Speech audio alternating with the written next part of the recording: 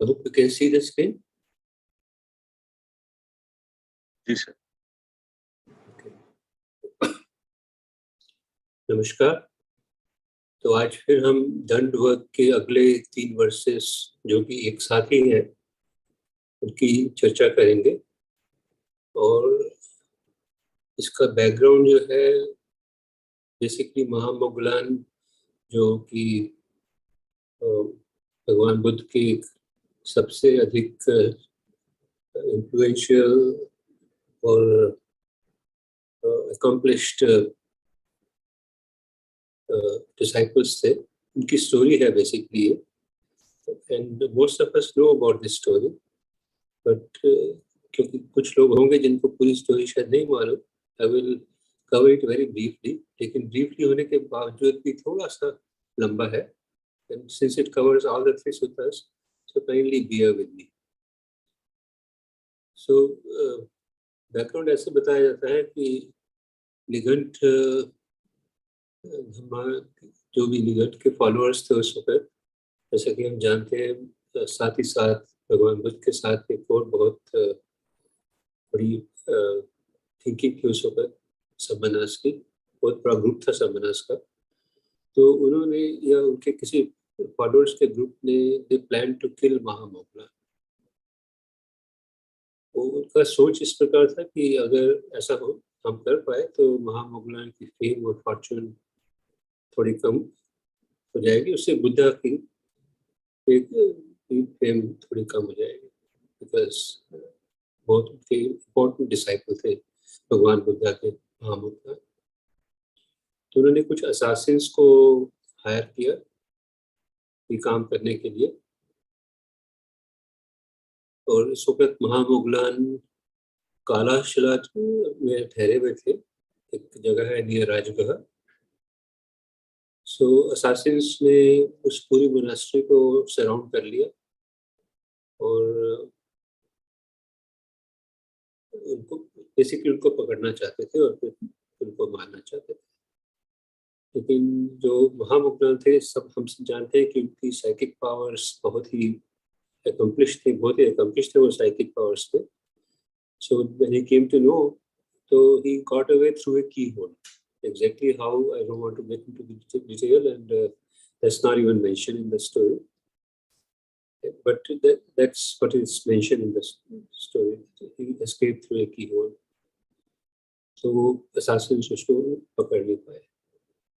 फिर दूसरे महीने उन्होंने फिर ट्राई किया, फिर से सराउंड कर लिया मोनास्ट्री को, and the next time he escaped through the roof.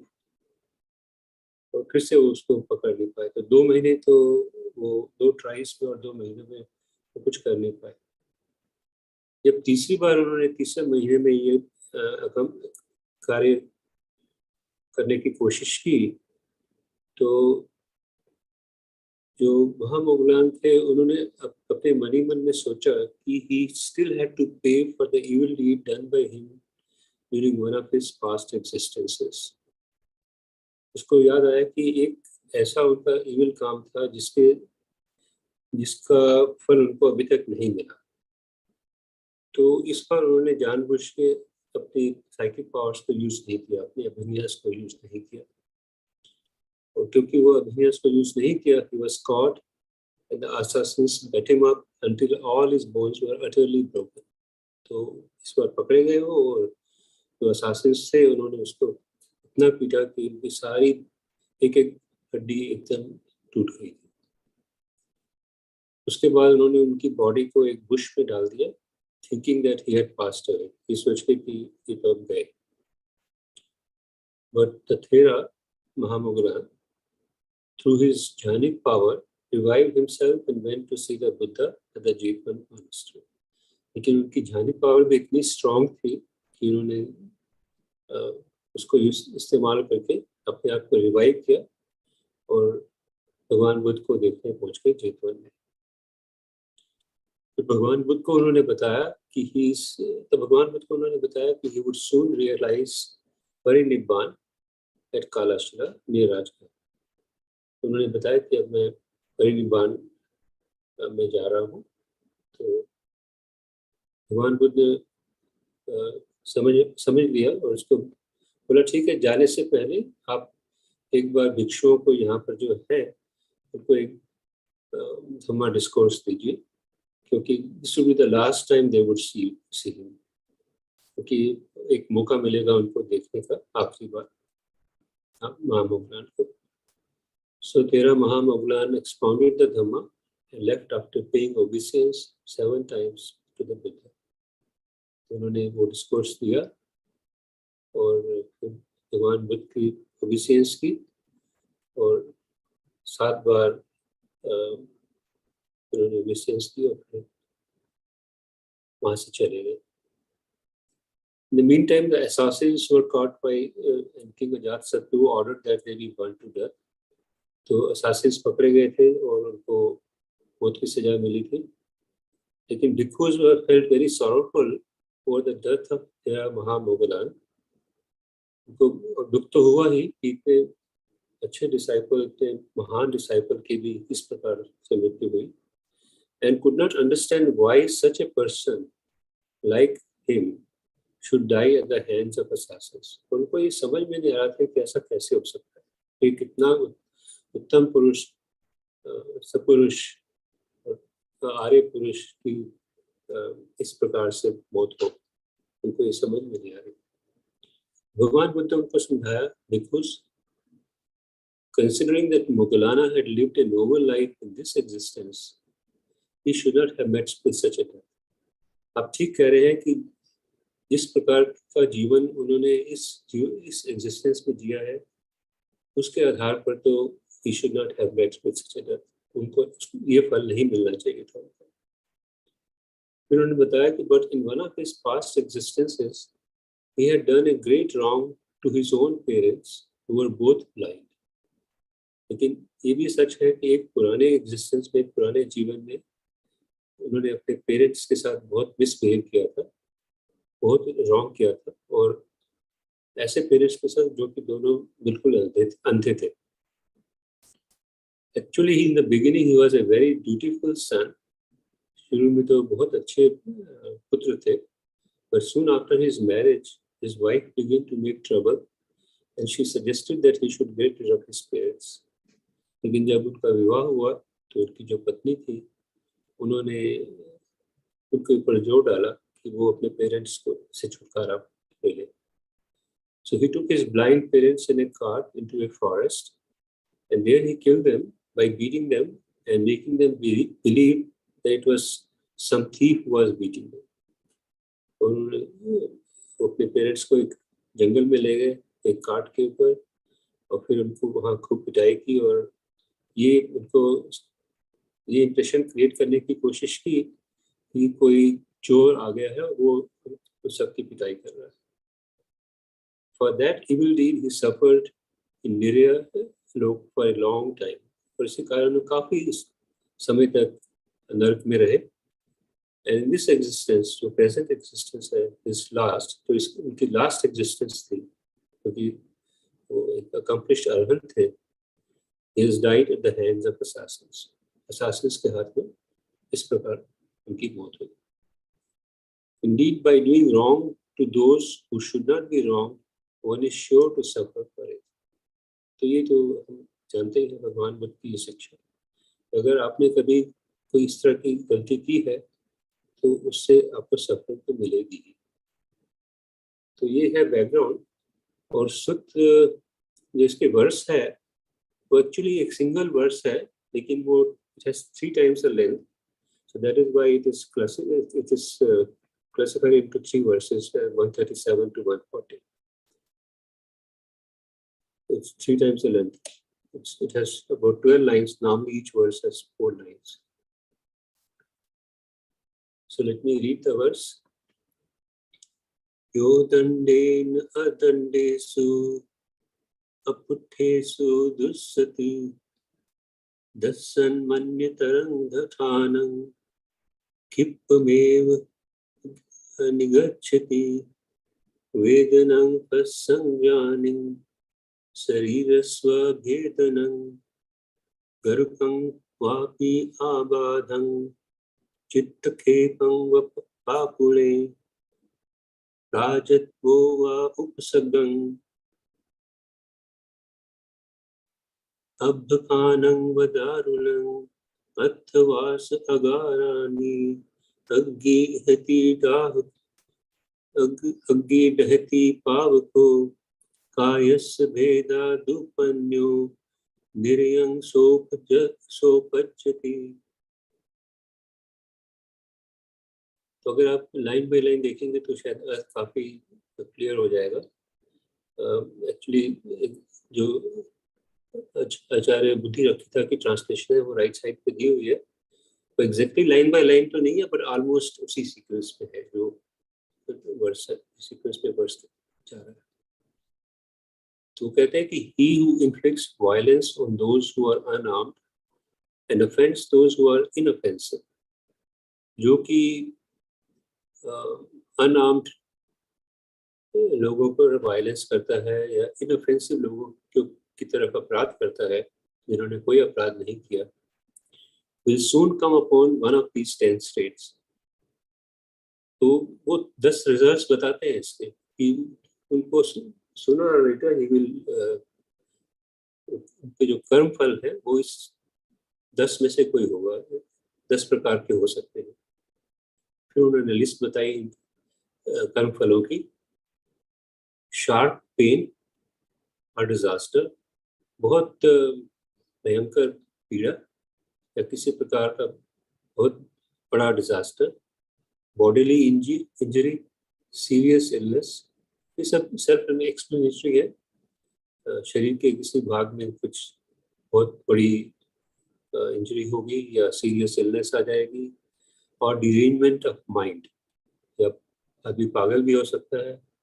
Trouble from the government, राजा भी उसको तंग कर सकता है और उसके ऊपर कुछ ग्रेव चार्जेस लग सकते हैं।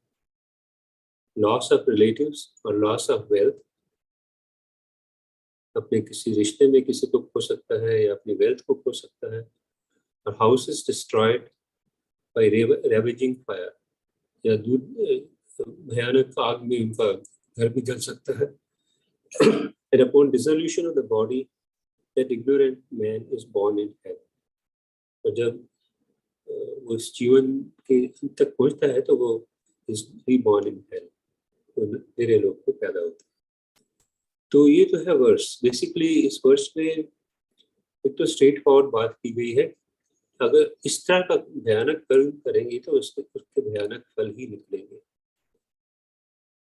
तो ये तो फेयरली स्ट्रेट फॉरवर्ड मैसेज भगवान हमें कई बार दे चुके हैं, लेकिन मुझे इस कहानी और इस मैसेज के पीछे एक बहुत बड़ी बात नजर आई जो मैं आपसे शेयर करना चाहता हूँ इस रिफ्लेक्शन। तो 2 मिनट आप देख लीजिए अगर आपको वर्ड्स ठीक से देखना है या समझना है।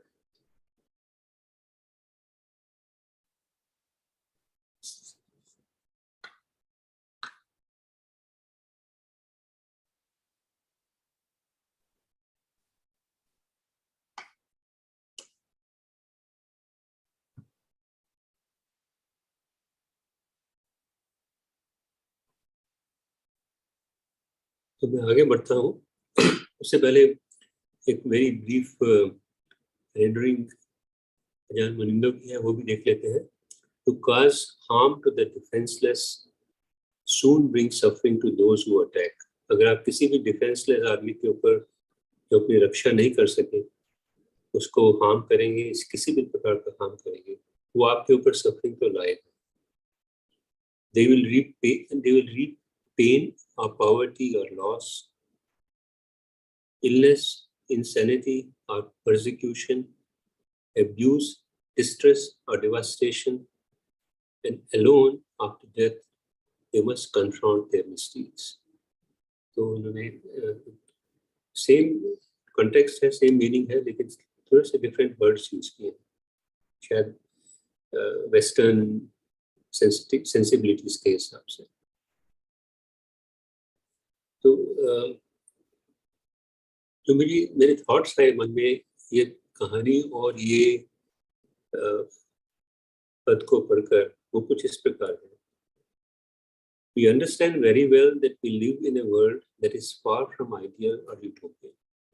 हम जानते हैं कि जिस संसार में रह रहे हैं वो एक आइडियल वर्ल्ड नहीं है, और ह्यूमन माइंड जो है it has a potential to engage in activities of the highest order. हमारा ये पोटेंशियल है कि हम बहुत ऊंचे स्तर की एक्टिविटीज में, कार्यों में लग जाएं, बहुत ही नोबल कार्यों में लग जाएं और करें उनको। But we also have the potential to sink to the lowest. ये भी हमारे पोटेंशियल है कि हम एकदम अनएक्सपेक्टेडली लो काम भी कर सकते हैं। ये हमारे पोटेंशियल में है, और हमने अपनी लाइफ में ये सब एग्जांपल्स देखते हैं। The Buddha encourages us to walk the path where the highest good is available and visible. भगवान बुद्ध ने हमें यही समझाया कि जो हाईएस्ट गुड की हम ऊपर बात कर रहे हैं वो अवेलेबल है और हम सबके लिए फिजिबल है, प्रोवाइडेड हम एक हार्मलेसनेस के पाथ पर चले, the path that leads to harmlessness, harmony and general wellbeing of all. और अगर हम मंगल सूत्र या कर्मी मेहता सूत्र को देखें तो बेसिकली वो हमें बताते हैं कैसे हम इन क्वालिटीज को डेवलप कर सकते हैं। बट लेकिन साथ साथ भगवान हमें ये भी बताते हैं, ये भी हमें समझाना चाहते हैं that human condition is equally subject to deprivation of the mind. जैसे कि मैं ऊपर कह चुका हूँ कि एक तरफ तो जहाँ हम महान कार्य कर सकते हैं, उसी तरह हमारा मन एकदम डिप्रेव हो सकता है और बड़े भयंकर काम कर सकते हैं that can lead to harming of oneself and of others, जो कि हमारा नुकसान करेंगे या दूसरों का नुकसान करेंगे। So the world has both the Aryas and the Anaryas. दुनिया में आर्य भी पुरुष भी हैं और अनार्य पुरुष भी हैं। Those who strive for the purity of mind and those who do not. So भगवान बुद्धा की teaching imply, और ये important point मैं कहना चाहता हूँ यहाँ, that there are no absolutes in this world. Only conditions. कुछ भी एब्सोल्यूट नहीं है, सर्टेन नहीं है, सिर्फ कंडीशन है जो कि बदलती रहती है। उन बदलती कंडीशंस में किसी भी प्रकार का एक्सपीरियंस हमारे अपने मन में आ सकता है या अपने विचारों में आ सकता है। So even though you may have committed the most heinous of crimes, you are not beyond redemption. तो ये चेंजिंग कंडीशंस का एक ये रिजल्ट है कि हम अगर भयानक कर्म भी करते हैं तो फिर भी रिडेम्पशन पॉसिबल है। अब जैसे अंगुलीमाल की स्टोरी है, that's a clear example of this extreme. और दूसरी तरफ का एग्जांपल ये प्रेजेंट स्टोरी का है। Even if you are the saintliest of persons, you are still subject to the consequences of your unwholesome actions. आप कितने भी महान सत्पुरुष क्यों ना हो, अगर आपने पास्ट में या रिसेंटली कभी भी कोई अनहोलसम काम किया है तो उसका कंसिक्वेंस, उसका फल तो मिलेगा। फिर महामौगलाना story illustrates this point. So this teaching of the Buddha to me seems unlike other teachings. और ये भगवान की जो टीचिंग है वो बहुत ही थोड़ी सी अलग ट्रैक लगती है बाकी सब लोगों की टीचिंग से। That judge people in binary terms. क्योंकि ज़्यादातर टेंडेंसी ये है कि या तो ये सेंट है, साधु है, या बिल्कुल शैतान है, या एक राक्षस है। हम बाइनरी टर्म्स में ही लोगों को देखते हैं। Each and every one of us has a potential for liberation, no matter what our past has been. और साथ ही ये भी समझ में आता है कि हम सब में वो पोटेंशियल है लिबरेशन का, फ्रीडम का, हमारा पास्ट कैसा भी रहा हो। In a way, this flows implicitly out of अनिच्छा। तो शायद ये जैसे मैं ऊपर भी कह रहा था अनिच्छा का एक आउटकम ही है, क्योंकि जो आज है वो कल नहीं होगा। We may be fools today, but we have the potential to grow wise. हम बिल्कुल मूर्ख व्यक्ति हो सकते हैं आज, लेकिन हमारे में स्टिल वो पोटेंशियल है कि हम कल हम बुद्धिमान हो जाए। लेकिन उसके लिए क्या चाहिए? विद एस्पिरेशन चाहिए और एफर्ट चाहिए। So that teaching greatly uplifts the heart. इससे दिल में एक एक्सपेंशन होती है, दिल खुश होता है, दिल में अच्छी फीलिंग आती है। And we should be grateful to Bhagwan for giving us this assurance and telling us the way. और हमें भगवान की कृतज्ञता करनी चाहिए कि उन्होंने हमें ये एश्योरेंस दी है कि अगर हम राइट एस्पिरेशन से एफर्ट करेंगे तो ये पॉसिबल है. So from the story and the verse, this is what I could, I mean, immediately it came to my mind, and I thought I will share that. I think अजान मुनिंदो की कोई reflection नहीं है इसमें, तो आप अगर कुछ अपनी ओपिनियंस और अपनी पर्सपेक्टिव शेयर करना चाहें तो please come forward and you welcome.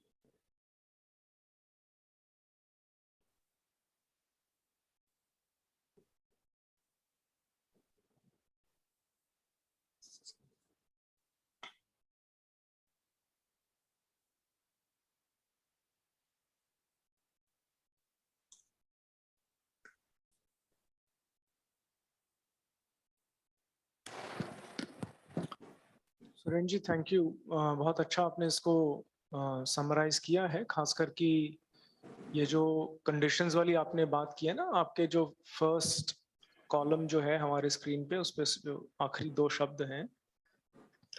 So I think that's exactly जो चीज़ हमें याद रखनी चाहिए कि जो भगवान बुद्ध की टीचिंग है, में कर्म सिद्धांत जिस तरीके से थोड़ा अलग तरीके से समझ में आता है रिलेटिव टू जो शायद वैदिक संस्कृति का कुछ एक इंटरप्रिटेशन हो सकता है. अब ये भी दिक्कत है कि देखिए, एक इंटरप्रिटेशन नहीं है, देयर आर मल्टीपल इंटरप्रिटेशंस. ये भी एक इसमें मसला है.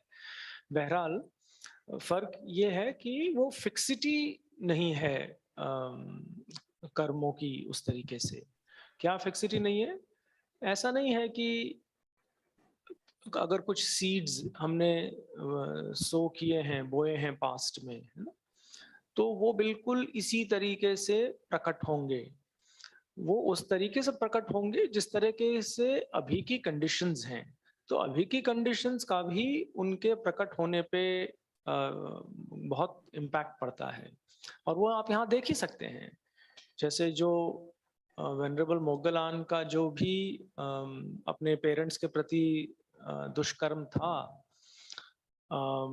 उसका जैसा आउटकम निकला, because he was so well attained, so relatively it was, for him it was manageable in that sense. whereas हम सोच सकते हैं कि अगर कोई सामान्य व्यक्ति को अगर वो परिस्थितियां झेलनी पड़े जो कि इतने दुष्कर्म से निकल के आ रही हैं, तो उसका कितना फिजिकल और मेंटल सफरिंग उसकी हो सकती है. तो एक तो फिक्सिटी वाली बात है. दूसरी ये भी बात है कि कई बार ये बात आई है, आपको याद भी होगा हमारी डिस्कशंस में, कि जो कर्म है वो एक दूसरे से को कैंसल आउट नहीं करते हैं. तो ऐसा नहीं है कि wholesome things cancel out unwholesome things and so on. दोनों का अपना अपना इम्पैक्ट आता है. केवल यही है कि उस समय पे जो मन की स्थिति होती है, that is a big contributor to वो जो उसका जो विपाक जिस तरह से सामने प्रकट होने वाला है, उस विपाक की क्या स्थिति होती है, वो वर्तमान मन की स्थिति पे बहुत हद तक निर्भर करता है ना. तो आई थिंक इट्स हम लोग के लिए, जो लोग टीचिंग्स समझते हैं, खुद सीख रहे हैं, हम लोग इस तरह से इसको याद रखने की कोशिश करें कि जो मेन स्ट्रीम हमारी सोसाइटी में समझ है, उसे थोड़ी it's a nuanced and a slightly different समझ. दूसरा मुझे सब बहुत इंटरेस्टिंग ये दिखा, अब ये मैं इसको स्टडी करूंगा, मैंने भी इसको देखा नहीं है, कि इसमें ऐसा मुझे दिख रहा है कि स्पेसिफिक, बहुत स्पेसिफिक आउटकम्स बुद्ध बता रहे हैं जो नेगेटिव कॉन्सिक्वेंसेस के हैं. मुझे याद आ रहा है जो चूल कम विभंग सुत्त है, उसमें भी इसी तरह से बिल्कुल बहुत स्पेसिफिक आउटकम्स बताए जाते हैं कि अगर कोई फॉर एग्जांपल जिस व्यक्ति को रिस्पेक्ट देनी चाहिए उसको नहीं देता है, तो एग्जैक्टली ये होता है. that sort of a thing is also here. So I found that very fascinating, and I'll actually look it up in greater detail. But yeah, thank you for bringing these three very significant verses that help us, that remind us once more of the Karma Siddhant. So thank you. Thank you, Bhante ji.